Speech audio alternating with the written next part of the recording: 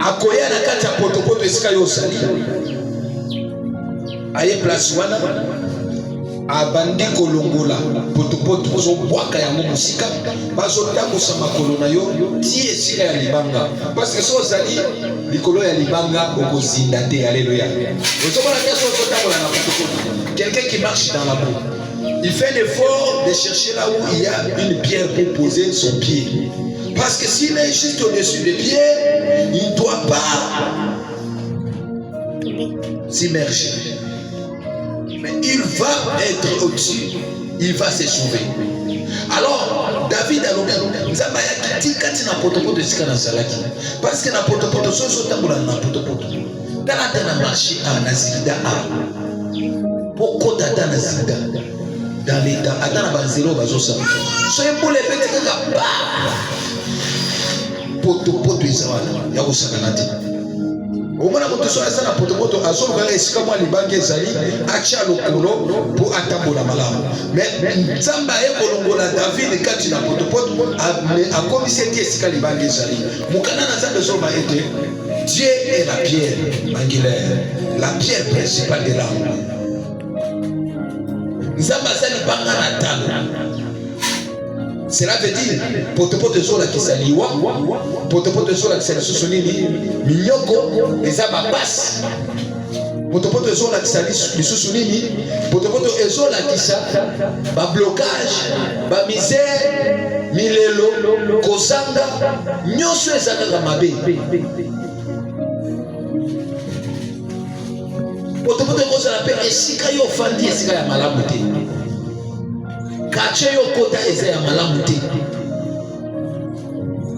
Potopoto kozala pe crise kozanga mbongo, kozanga ya kolia. Potopoto kozala susuni ba blocage. Mais soko chelika na on ensemble, nzamba koya akolongola makolo na ona po na potopoto. Akomema yango ti esika ya libanga. Cela veut dire akolongolo na kufa apesi yo bomoe po aza libanga ya talo. Akolongolo na pasi pe akotisione sengo. Akolongolo na kozanga pe apesi yo bomengo. Si so cheli nzambe motema, nzamba ko changer vie na yo. Mais si tu ne veux pas croire au Seigneur, tu ne veux pas donner ta vie en Christ, tu ne veux pas espérer en Dieu, va te belé, va ko lakayo, va ko kisa yangote. Au moment où tu as un bon belé à la Dieu après ce programme, mais yo le kolo sana ensemble, te oso tchela nzambe likete, o komi ko tchela ende motema parce que ça na bon. C'est une simple créature.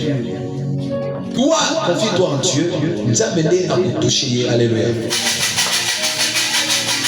Est-ce que ça n'a pas tout bazo tchela nzambe motema na sukambolo? Alléluia. Est-ce qu'il y a des gens qui espèrent en l'éternel? Amen.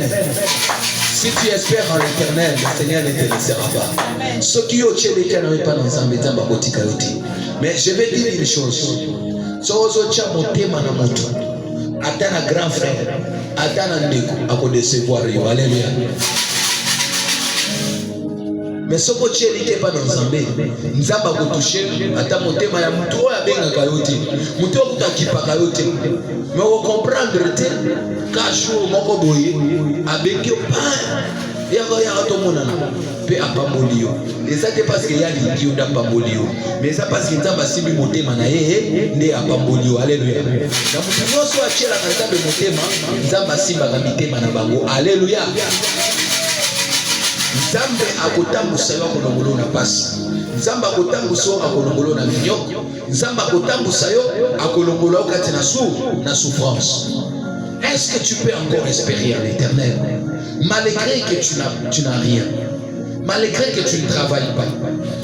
Malgré que tu es abandonné par toi-même. Malgré que ton mariage fait défaut. Est-ce que tu peux encore espérer en l'éternel? Tu peux encore espérer en l'éternel. Malgré que tu es resté 10 mois impayé, 20 mois impayé. Il y a dans des entreprises comme ça. Tu travailles, mais il n'y a pas de salaire. Mais n'espère pas, non. Quand elle sera DG, quand elle sera nommée président, non. Ce sont des hommes, ils décevront toujours.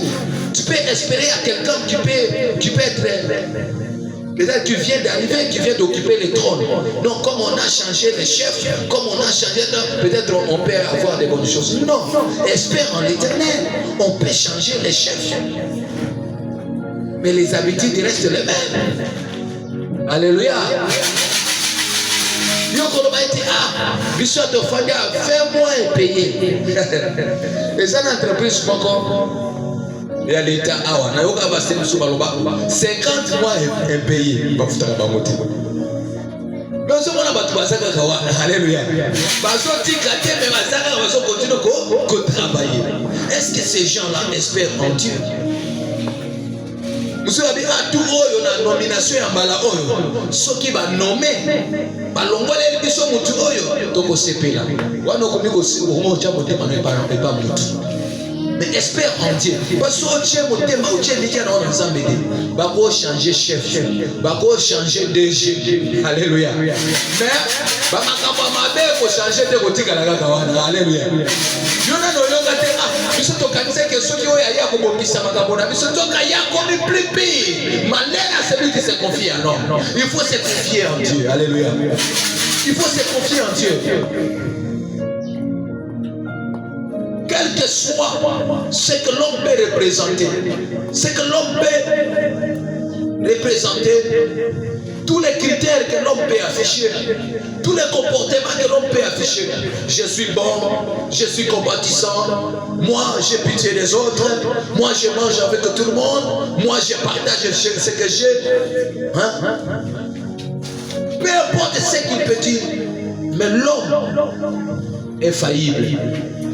L'homme peut être bon, mais il est appelé à disparaître, il est appelé à mourir. Mais s'il arrivait qu'il meurt aujourd'hui, n'est-ce pas que tout va s'arrêter?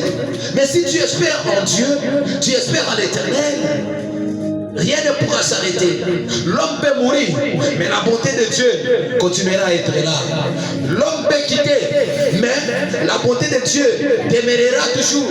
Voilà pourquoi nous avons raison de nous confier en l'Éternel plutôt que de se confier à l'homme.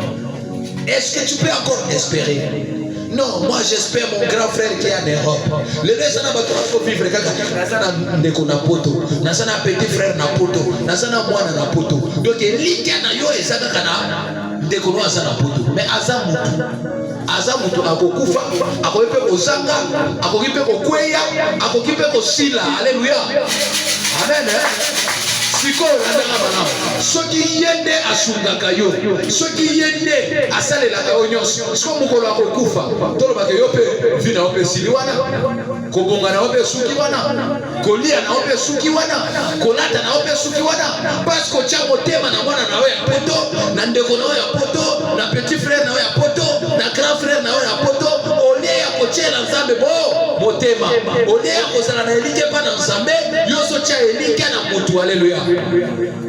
Yokanisi liloba na nzambe ezalaka pamba, liloba na nzambe elekaka pamba te. Alakela mama bero ya chaka elika na yepa na mutu. Ça veut dire nzambe nikoloba boye olio che elika na yepa na mutu yo espérer pa na ngai ngai nde nazala makoki ya kobongola mutu. Alléluia. Amen. Dala na tango sola azalaki azwaki manda ya kobomba ba chrétien. Ata ba chrétien oyo babona ko betele maboko po aboma bango te. Parce que le lot osana balolenge ya ba chrétien mususu ba sorte ba chrétien. Ba chrétien banga bazali, ba chrétien oyo bazanga position bazali, ba chrétien oyo bazanga position bazali. Ça veut dire quoi? Na ba pangano bazali. Est-ce que ba yenge bebe bazali? Yango nde na te ki vendredi chauve-souris. Oye baye bien ezate azana ba poil azape na ba masala. So ozani ama ou ozandeki. Il y a des chrétiens comme ça. Au lieu d'espérer dans Nzambe, il y a ça pour espérer dans mutu. Ce pas bien makambo Nzambe yepe azawana. Ce pas bien makambo mokili yepe azawana. Normalement, un type pareil ou une dame pareille, c'est quelqu'un qui va rester dans la boue. Mutu ya lolenge ya boya kotika na poto. Sola taba bando betre maboko abara bango Barabas on libérer Barabas pour sacrifier Jésus. Bakalisi Barabas soka bini akopangola bango barabasa bima banasi ko goma abanasi ko yiba lisusu. Alléluia. Koyokisa bango passe. Voilà pourquoi David a lobi tia elika na ona na nzambe. Ne dors pas kiti bandika la mingi kola la ti tia elika na ona na nzambe. Posoki okwei na potopoto yoso lika na nzambe nzamba kotika yo te. Nzamba koya kosunga yo, nzamba kolongola yo na basi, nzamba koki ko changer pe vie na yo. Eza na bamususu bakola na basi, mais na efe ya kotiela nzambe motema, na efe ya kotalela nzambe, na efe ya kozala kati na makolo na Yesu. Nzamba atombola bango. Alléluia. Nzamba atombola bango. Espère encore à l'Éternel. Ato zakati na potopoto. Mwana na nzambe pa ko se retrouver na potopoto. Potopoto elingi koloba nini? Potopoto elingi kolakisa bapasi na autour ba souffrance. Ozo sala nyoso me kembologie kaka. Ozo kemba. Ozo bunda. Ozo bunda. Mezo simbati. Atana commerce. Ozo sala nyoso. Est-ce que yo tira nzambe motema? Obi ochaka motema na biloko yo teka. Turo soki na ke koteka vraiment. Turo. Donc tu peux abandonner Dieu à cause de ton petit commerce. C'est ça. C'est ça. Ozo tika nzambe pona commerce tout ça. Okobongate. Okokende pe liboso te. Soit au balobaluka na commerce wana, so bandaki na 15 000, soko matimu ke 20 000.